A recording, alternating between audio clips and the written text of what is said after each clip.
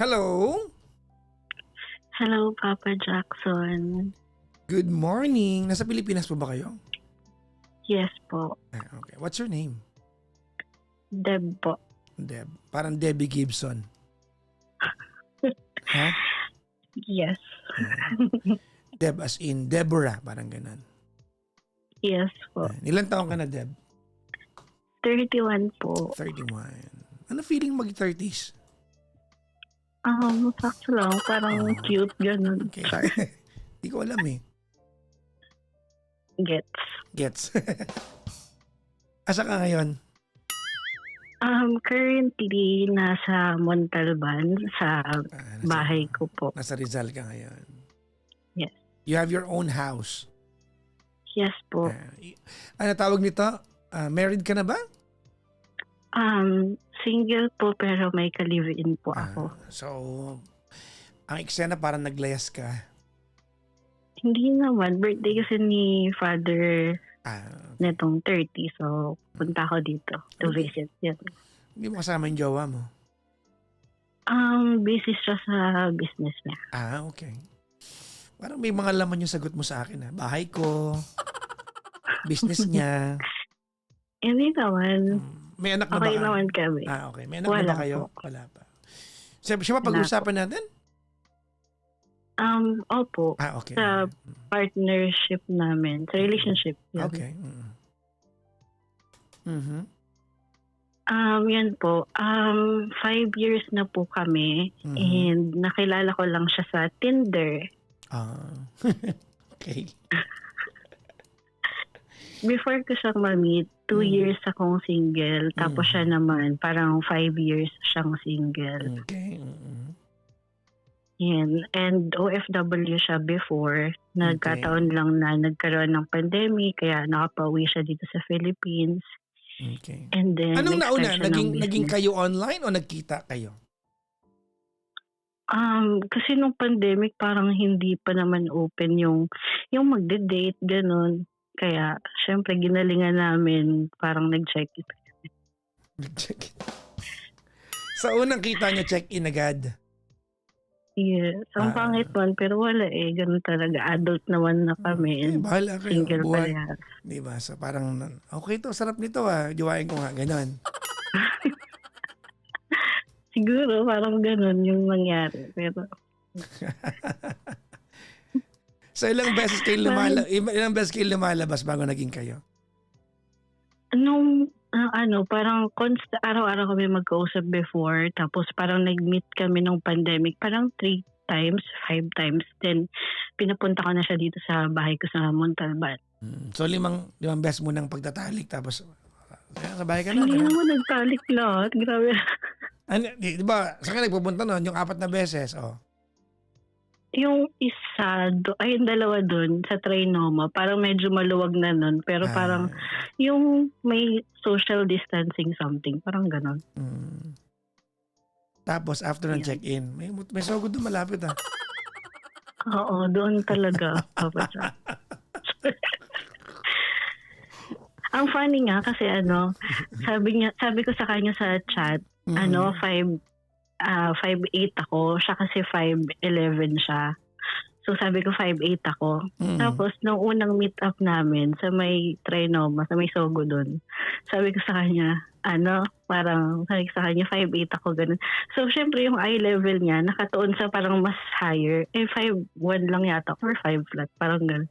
So parang ang laki niyang tao. Tapos parang kinalabit ko siya. Tapos parang sabi niya sa akin nung nag-usap kami, akala ko parang mababaw siya ako or kasi minor, ganun, mukha siyang minor kasi parang bata na ako tignan. So sabi ko, hindi, joke lang, ganun. So okay naman kami. Bida talaga sinungaling online, no?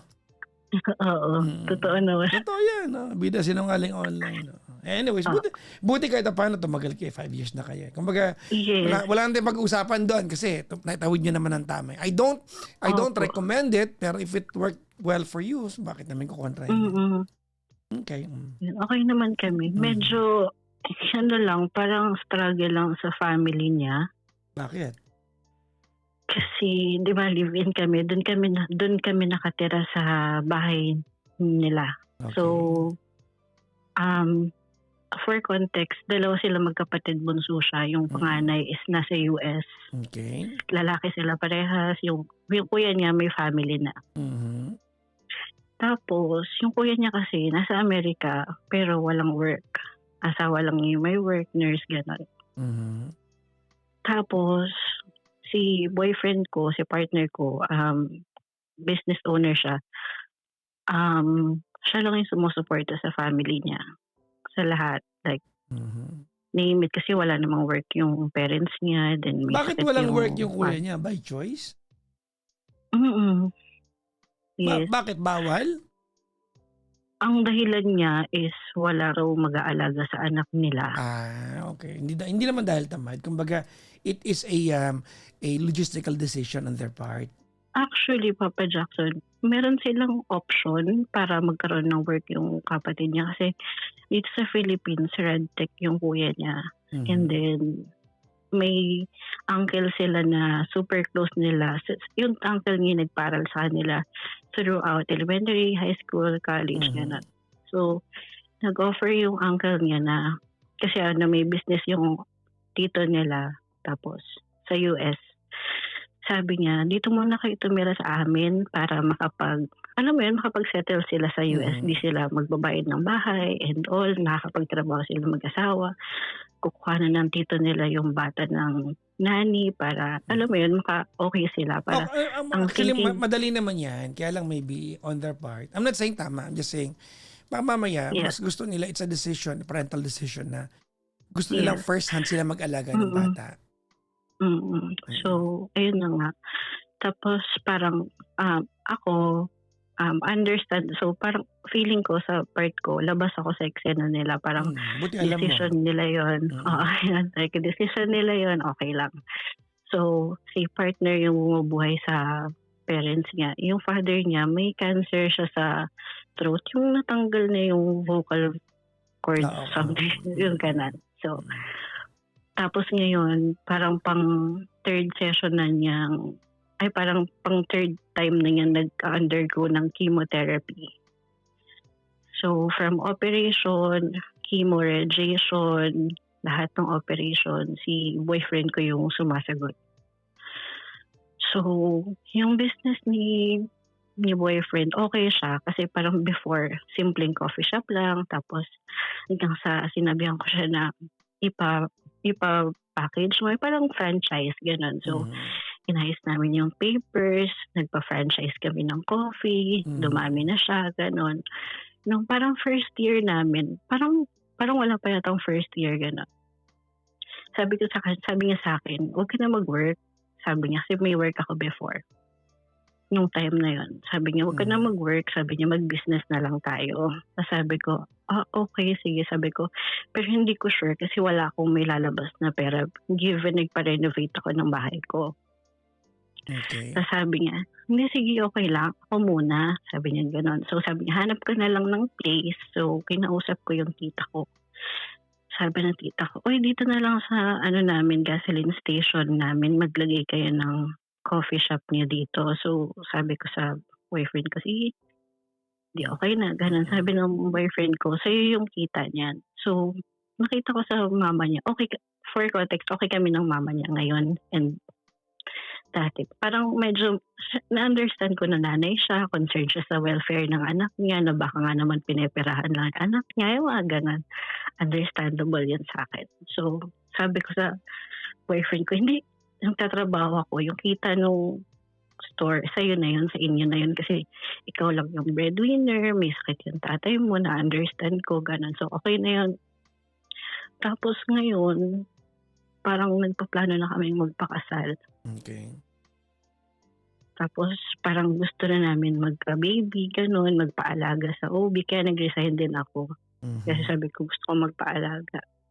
Kaso parang natatakot yung mama niya na parang mawala yung boyfriend ko sa kanila. Parang ganun. Kasi sabi niya, paano raw sila pagka nag-asawa na yung partner ko, ganun. So sabi ko naman sa mama niya, hindi naman po namin kayo iiwan. Dito rin naman kayo titira. Sabi ko, wala namang problema yun sa akin. Sabi ko, ang akin lang, sana maano mo yung anak mong panganay na mag-help din sa inyo regardless kung ano yung sitwasyon nila. Kahit na konting tulong lang, pang maintenance man lang, gano'n. Or kung kahit na pang emergency lang, gano'n. Pero Mm. sabi niya, hindi raw niya mauobliga yung anak niya bilang walang trabaho. Tapos sabi ko sa mama niya, paano po pagka gano'n na lang yung setup namin, ako na lang yung magtrabaho, tapos yung partner ko is wag ko na lang din pag-businessin, gano'n. Sabi ko, matatanggap niyo po ba yun kung bibigay na lang kami pag gusto lang namin? Hindi nakasagot yung mama niya. So, hindi ko alam kung So hindi ko alam bad trip kung yung saan nanay sa'yo, no? medyo. Pero okay naman siya. Sobrang parang anak pa nga niya ako kaysa anak niya yung anak. Ganun. Okay kami. Yun lang talaga. Parang natatakot siya na kunin ko yung anak niya. Okay. Pero hindi ko naman siya kukunin. Parang hindi ko alam kung paano ko ipapaintindi sa mama niya na may sarili rin kaming buhay. Gusto rin namin na, alam mo yun. Kaso parang hindi niya naiintindi. Okay. Hindi naiintindihan ng Tapos, nanay?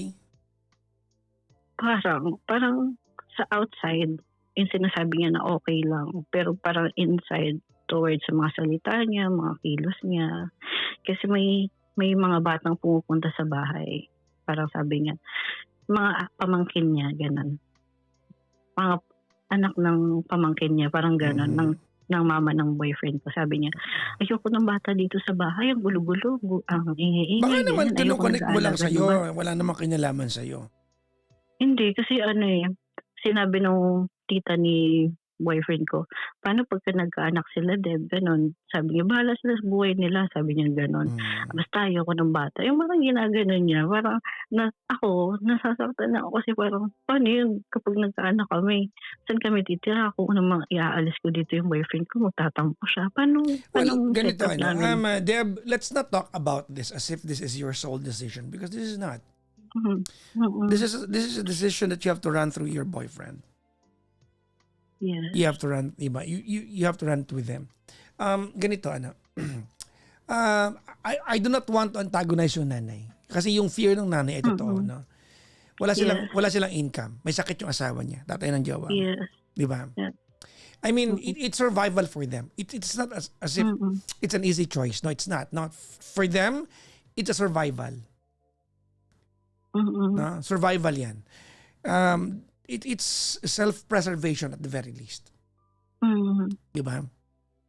Yes. Ang sinasabi ko lang is that I guess you have to discuss this with your boyfriend. Otherwise, you're going to have wrong impressions on the things that you are not even supposed to decide on. Yes. Parang ngayong gabi, no? Iniisip ko ngayon, ano ang pwede kong sabihin sa'yo habang nagkakwentuhan tayo that will not alienate your partner, yung jowa mo? And there's none. There's none. Because all of the things that I could possibly tell you, lahat ito will end up alienating your boyfriend, which I will not do. Yes. I understand. Di ba? I will not do. Kasi po parang 2 weeks ago, nagbakasyon kami ni boyfriend. Nag-usap kami, then sinabi ko sa kanya yung nararamdaman ko, yung mga worries ko, yung fears ko, yung status namin ng parent, ng mother niya, ganun. Sabi niya sa akin, tayo naman yung magde-decision kung anong gusto natin. Sabi niya, hayaan mo yun si mama, maintindihan niya rin yun. Tsaka wala naman siya magagawa eh. Sabi niya, ang mahalaga dun, binubuhay ko sila, wala na yung masasabi. Ganun. So sa akin, hindi ko naman inaanohan na yung parang pinipigilan siya ng suporta, ganun. Na-offend lang ako dun sa mga minsang remarks niya na parang feeling ko hindi valid na maging happy kami, na magkaroon kami ng family na Wag mo nang yun. ganun. Wag mo nang isama sa kinasama ng loob mo yun. Oo. Ako, ganito Alright. Deb, you're probably correct. Malamang sa malamang you are not wrong. Okay? Okay. Malamang sa malamang, hindi ka mali sa nararamdaman mo. That yung fear ng nanay cascades to you as something that's invasive sa future niya ng jowa mo. Tama? Yes. But you are not going to hear me telling you tonight na para sulsulan ka na, oo nga, ang sama na ugali. No, I will not do that. Yes. Yes. I don't think nakatulong ako pag ginawa ko yun. Mm. Right? Ang point ko dito, Deb, is that I think, doon lang tayo sa pwede mong gawin, ha? I think you have to reassure the mom that if totoo naman that, no, hindi naman pababayaan talaga ng jowa mo yan, di ba? Yes, hindi naman talaga. From your end na lang, I think you have to make the mom feel and the dad feel. Kasi masakit yun eh. Di ba? That you are supportive of your partner providing for them. Yes, actually Papa Jack, on the rocks yung business niya ngayon. Kasi syempre dami na nga nagsulputan ng mga coffee shop, ganun. So, parang naging on the rocks siya. So, nag-work ako. Tapos, yung tinulungan ko si partner para maging okay din. So, okay na. Medyo stable na, ganun. Nandun pa rin sa hindi masyadong okay. Pero, okay. Kasi parang nabigla si boyfriend sa naging decision niya in terms of money. Parang nagpagawa siya ng bahay para sa parents niya. Parang doon naubos yung savings niya, gano'n. Tapos biglang nagkaroon ng sakit si papa niya. Kasi parang akala niya stable na okay yung negosyo niya, gano'n. So, syempre sa business, diba, may lows and highs, gano'n. So, tinulungan ko siya. Tapos, nireassure ko yung parents niya na kapag ganito, ito. Tapos, lagi ko sinasama sa SM yung mama niya. Nag-bonding kami, gano'n. So, kung assurance-wise lang, walang problema. Parang Then let's okay stop siya there. doon. Okay na yun. Kasi mabait naman talaga yung mama niya. Walang problema din yung papa niya. Okay din naman. Yun lang, parang nakakatampo lang sa part ko na parang bakit alam ko namang, ayan nga, sabi mo, diba, hindi na para sa akin ito, para sa kanila na. Pero parang na-hurt lang ako na parang bakit lahat sa boyfriend ko, ba't di nila anuhin yung anak niya na That isa. is a Parang ganun matter, lang naman. that is a matter that's for them to discuss. Yes. They do not need to run it through you. Yes. I'm just saying. This is difficult to hear, but you agree with me, right? Yes. That's the family dynamics that they have. Yun. Pinapaintindi rin naman sa akin ni boyfriend ko na wala naman magagawa. Nagkataon lang daw na soft-hearted siya na hindi niya kayang, alam mo yun, na It's parang not even about being soft-hearted. Maybe description na lang niya yan. siguro. But I think Bida-bida. you know your boyfriend's a good son. Let's start there. Yes, sobra. Which I will never question. Yes po. He's a good son. And instead of questioning it, let's give him a round of applause. Yes. Naintindihan ko kasi sa family namin ako yung boyfriend mo eh.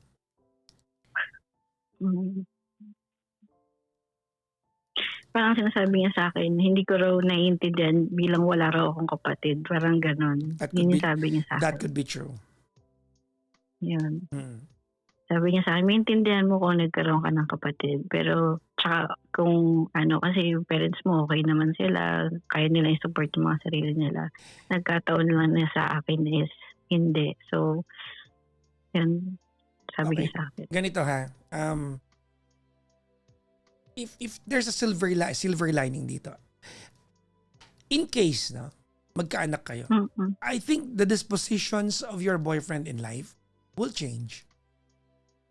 Pero habang wala pa kayong anak, you have to understand that his biggest focus is his parents.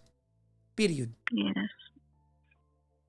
Pag nagkaanak kayo, maniwala ka sa akin, marirearrange yan. But then again, we cannot make a decision tonight, an assumption based on what's not true. It's not a reality tonight na meron kayong anak. So if his biggest focus right now is looking after his parents, that's very understandable. That's a very noble thing to do. At any point, sinasabi natin na tama na pinababayaan siya ng kapatid niya. No, that's not the point. The point is, your boyfriend took on the responsibility and he is so willing to do this. Yes po. If anything, I do not believe that you have to make him feel bad about it. Yes, hindi naman po na-feel bad, more on nagtatampo lang Well, siguro, parang that's gano'n. precisely the effect. Look, ganito ha. Mm. I want to invite you to look at it from this angle. Ready? Okey po. May cancer yung tatay niya. Yes. Your boyfriend is a guy, tama? Yes po. Look at it this way. Maybe to him, his hero is his father. Yes, sobra. And he's seeing his father reduced to a man who can't even speak properly. So that's an impact to him, to his manhood. May impact sa Yes kanya yan. po. Kasi diyan niya hinulma yung pattern niya ng pagiging lalaki sa tatay niya. And to see his father right now suffer from a debilitating kind of illness, may impact sa kanya yan. If at any Yes point, po. he decided na, I'm going to do everything I can para ibigay sa tatay ko yung comfort during the last phases of his life to manage the pain that he's gonna go through. If that's the best I can do, I'll do it. Hindi Yes ko po, understandable. aantayin yung kuya kong gawin ito. Gagawin ko lang ito kasi kailangan to ng tatay ko. Regardless of whether may tumulong sa akin o wala. Maybe that's where your boyfriend is coming from. Yes, yan na yun po. Exactly. So you have to understand this.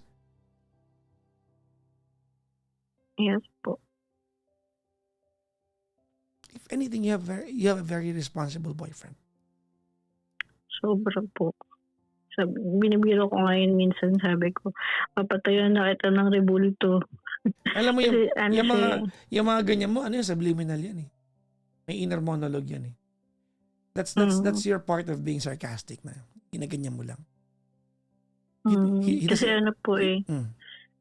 kahit na hindi lang sa parents niya, like sa mga extended family niya, pagka nangingibigay talaga siya kahit na walang-wala na siya, ganun siyang klase ng tao. Kaya sobrang ina-admire ko siya kasi parang hindi na ako makakita ng ganitong lalaki na.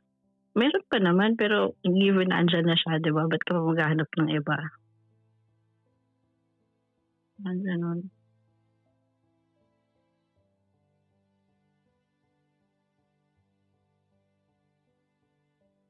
Oh well. Sobrang ano siya, okay siya, Papa Jack. Yun lang talaga.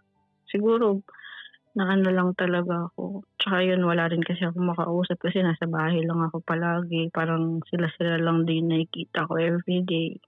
Wala ako mapagsabihan ba ng mga sama ng loob ko. Kasi hindi rin ako nagsasabi sa friends ko kasi ayoko naman na, alam mo yun, mabad yung parents niya or kung sino man sa pagkukwento ko. So, nag-keep quiet na lang ako. Parang kinip ko na lang sa sarili ko. Then yun, nagsasabi ako sa boyfriend ko ng mga rants ko or mga ano ko, ganun. Pero minsan naman, open ko sa mama niya na nagtatampo ako, ganun.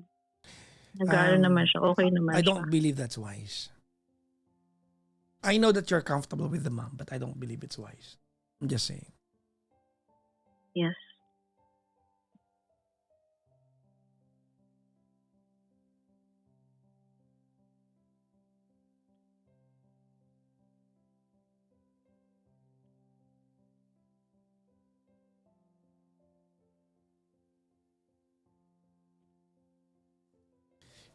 If anything, you have to honor the efforts and the heart of your boyfriend.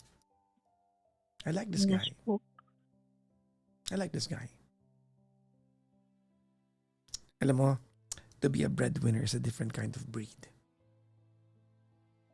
Yes po. Ulitin ko ha, sa lahat po ng mga breadwinners ha. To be a breadwinner is to become a different kind of breed.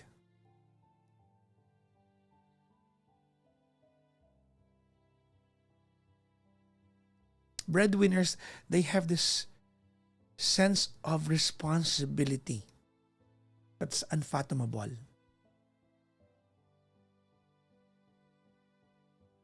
To an extent.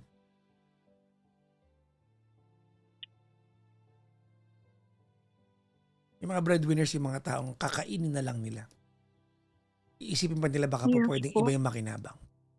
Mm. Yes, I know. I'm one.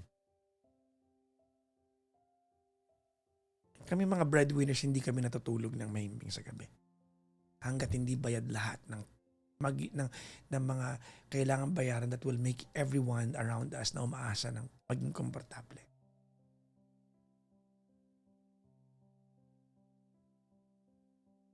And you have to honor your boyfriend for being such one. Po.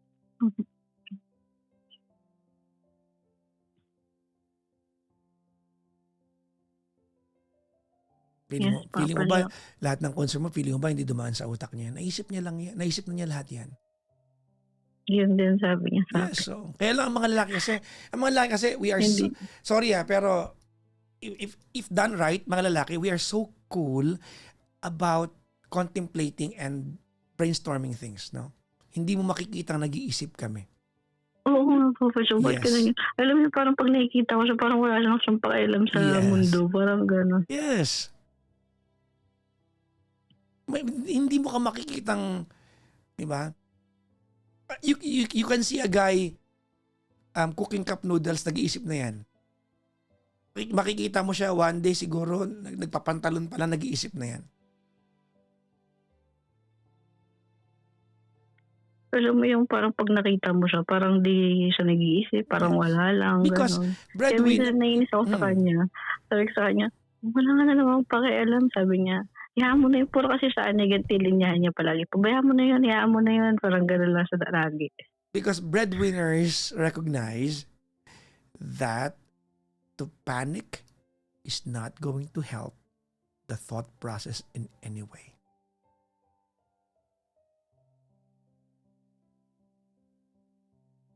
Alam namin yan. Ikaw, palibasa Deb, ikaw, hindi mo to alam kasi swerte ka. Your family dynamics is so much better. Yes po.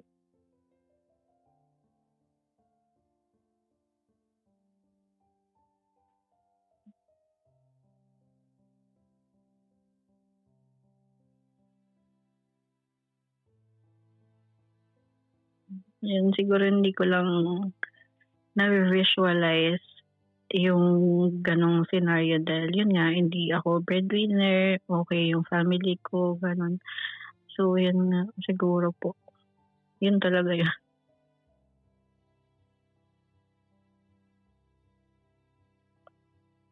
Well, thank you for having this conversation with me.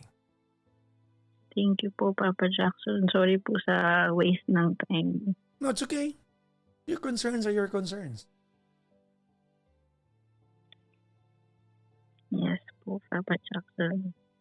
Pwede po pa pala mag-message ako sa kanya kasi pakikinggan din namin to sa YouTube. So after, ikaw kwento ko sa kanya na nag-call ako dito, gano'n. course. Pwede ako mag-message sa kanya. Of course, yes ma'am. What do you wanna tell? Okay po. Pig, kasi pig yung tawag sa kanya. Mhm. Pig, kasama mo ko from the start and sasamahan pa kita every step of the way. Huwag ka mag-alala, hindi kita iiwan kahit anong mangyari. Ganun. Kung kailangan mo ng support, andito lang ako. Kung feeling mo wala kang kadamay sa mga bagay-bagay, andito ako. Sabi ko naman sa'yo, hindi kita iiwan. Andito na tayo.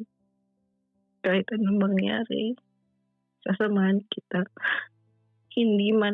Minsan man hindi ako okay. Minsan maarte ako. Dami kong alam. Pasensya na, thank you sa pagtsatsaga mo pagluluto sa akin everyday. Sorry talaga. And thank you sa lahat. Promise di talaga kita iiwan. Pagka nagkaroon ka ng iba. Pag nagkaroon ka ng iba, sasakalin na kita. Pero I'm sure naman di mo gagawin. Huwag ka magsasawa sa akin. Intindihin mo lang ako. Alam mo naman, bunso mo ang kapatid. I love you. Yun lang po. Mhm. Thank you po. Ingat ka palagi, mama. Thank you very much. Regards you to your po. pig. Thank you po. Bye-bye po. Bye-bye po, ma'am.